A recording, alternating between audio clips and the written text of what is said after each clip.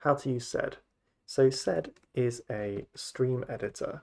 It's used to operate and often for search and replace, but it is a lot more powerful than that. It's important to know that sed operates on a line by line basis. It doesn't really support, it doesn't really read an entire file in one go. It operates on a line or a stream of, of data, so line by line. And let's create an example. So let's say we want to have a text, and we'll say a sentence. This is about oranges and apples. And let's say we have a really long file. So I'll just create a much longer file quickly, just for a demo. And we have to replace, let's say, oranges with banana or pear. Now, you can use sed to do such a thing. So obviously using cat to see the file, but sed is for substitution, for example. You can use the function substitute, and I'd want to substitute the word, let's say apples, with apple. So we're changing it from a plural to a singular, and we want to do that globally, and we want to do that on the file that we call text. And you can see what's happened there is we've used sed, which reads the file line by line and does the replacement as we wanted. So similarly, you could do whatever you wanted to replace it with car. Yeah. Another thing you can do is in-place editing. So if you were to read the man file for sed, you can do edit the file in place. So what that will do is actually make changes to the file and write it. So let's say -i, and now we'll do the cat on the file. It's permanently changed the file.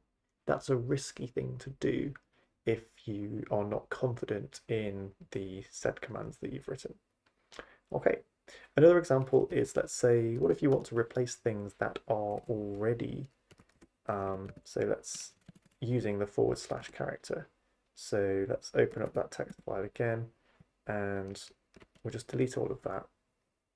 And let's say this is, and another sentence. So this time we've got the / character in our text, and let's say we want to use sed to replace that character with something else. Now we have a name collision because we want to replace that with, let's say, the hash character. How do we do that? We could try this, for example. So I want to replace the / character with the hash globally and text. It gets confused, obviously, but the nice thing with sed is you can decide what the separator is in the program. So for example, the separator doesn't have to be the /. You can say, I would like to, yes, substitute. I'd like to, and then I'm using a hash now. I'd like to substitute that, the / with, okay, that's what I want to do. I want to replace the / with the hash. So what I'm going to do, I'm going to use a different character for this, for the separator. And I'm going to say I want to substitute the / with the hash, and I want to do that globally. It looks completely different, but it's actually the same thing. Oh, I've made a mistake. Yes, so I want to substitute / with that globally. No, I've confused myself. Let's have a look at the history. What was the right one? Substitute apples with that. Okay, I've worked it out.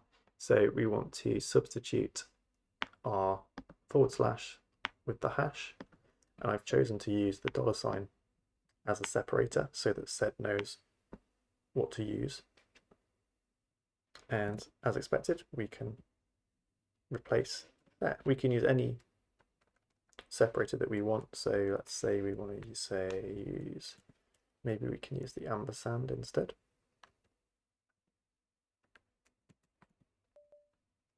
The key thing is we're asking sed here to replace the / with the hash. As you can see, we've not used the -i yet, so the file hasn't changed, but we're just experimenting to demonstrate that sed is flexible if you need to search and replace things that are part of the sed program syntax. So the syntax to the program is flexible enough to be able to express these different things, which is quite cool.